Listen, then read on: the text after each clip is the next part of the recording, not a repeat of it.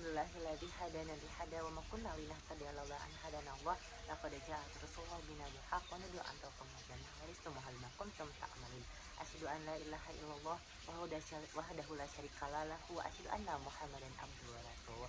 Allahumma sholli wa sallim wa ala ali Muhammad wa ala ali wa ashabihi wa man tabi'ahu bi ihsan ila yaumiddin.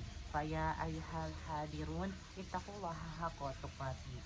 Faqala Allah Ta'ala ya ayyuhan nas ittaqullaha rabbukum alladzi khalaqakum min nafsin wahidah wa khalaqa minha zawjaha wa batha minhuma rijalan katsiran wa nisaa'a wattaqullaha alladzi tasaaluna bihi wa arham innallaha kana 'alaikum raqima. Allahumma alimna ma yanfa'una wanfa'na bima 'allamtana waridna ilma wa arina haqqa haqqa warquna wa taqwa wa arhana batila warzuqna ittijara amma ba'd wa asyima rahimakumullah. Segala puji bagi Allah yang menciptakan semesta alam, yang memerintahkan kita untuk terus bertakwa kepadanya. Takwa itu berarti menjalankan segala perintah dan menjauhi segala larangannya. Pada hari Jumat yang penuh berkah ini, kita diperintahkan bersolawat kepada Nabi akhir zaman kita atau suri tauladan kita semua, yaitu Nabi yang mulia Nabi Muhammad Sallallahu Alaihi Wasallam. Ma'asyiral muslimin rahimah wa rahimakumullah. Zina begitu marak saat ini sampai ada juga yang tertangkap basah.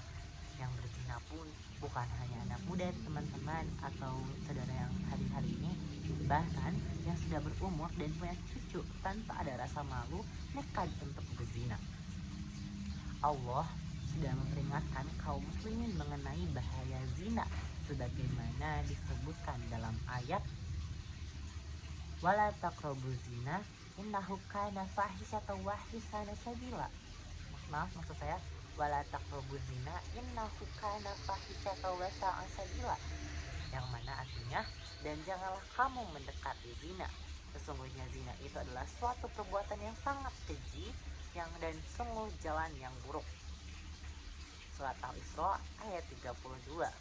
Kalau ada yang mau nekat berzina, ingatlah kisah dalam hadis berikut ini, sebagaimana Nabi saat itu Nabi Muhammad SAW mengingatkan seorang lelaki yang ingin berzina. Sahabat Nabi yaitu Abu Umamah radhiyallahu anhu mengisahkan ada seorang pemuda yang datang kepada Nabi Muhammad SAW dan berkata, wahai Rasulullah, izinkanlah aku untuk berzina.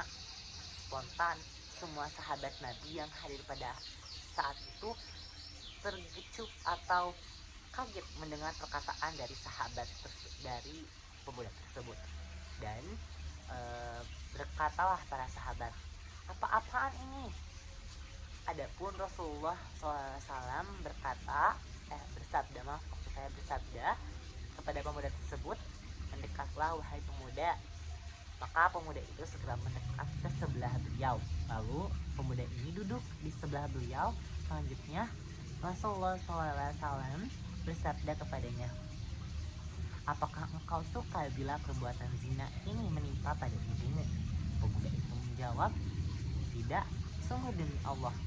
Lalu Nabi pun membalas perkataan dari pemuda tersebut,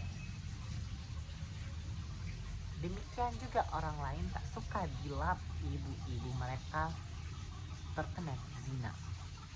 Rasulullah SAW pun kembali bertanya, apakah engkau suka bila perbuatan zina menimpa anak gadisnya?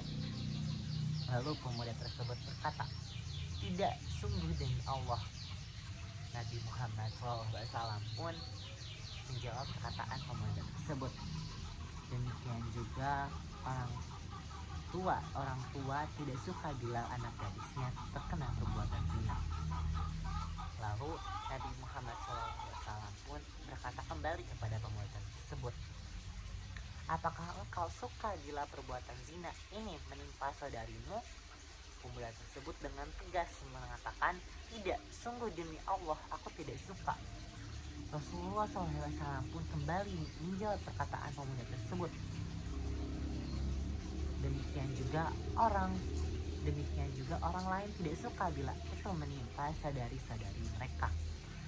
Rasulullah SAW pun kembali bertanya kepada pemuda tersebut, apakah engkau suka apabila perbuatan zina menimpa saudari ayahmu atau bibimu ini? Pemuda itu menjawab, tidak, sungguh demi Allah aku tidak suka Rasulullah. Rasulullah SAW pun kembali berkata atau kembali menjawab perkataan pemuda tersebut, yang mana demikian juga orang lain tidak suka apabila bibi mereka terkena perbuatan zina. Rasulullah SAW pun kembali bertanya kepada pemuda tersebut, apakah engkau suka bila perbuatan zina ini menimpa bibi dari ibumu? Kemudian pemuda tersebut menjawab dengan tegas, tidak, sungguh demi Allah aku tidak suka Rasulullah. Kemudian Rasulullah pun menjawab perkataannya pemuda tersebut. Demikian juga orang lain tidak suka apabila perbuatan zina menimpa bibi dari ibu mereka. Kemudian Rasulullah SAW pun meletakkan tangannya di dada pemuda tersebut dan berdoa, Allahumma gfir zambahu wa tahhir qalbah wahasin farjah, yang mana artinya, ya Allah ampunilah dosanya, sucikanlah hatinya, dan lindungilah kemaluannya. Semenjak hari itu pemuda tersebut tidak pernah menoleh ke sesuatu hal yang mana tidak pernah memiliki untuk berkeinginan untuk berbuat serong atau berzina. Dalam hadis Ahmad 525, Syekh Syuaib Al-Arnud mengatakan bahwa sanad hadis ini sahih, perawiannya siqah, termasuk dalam jajaran perawi sahih. Terima kasih.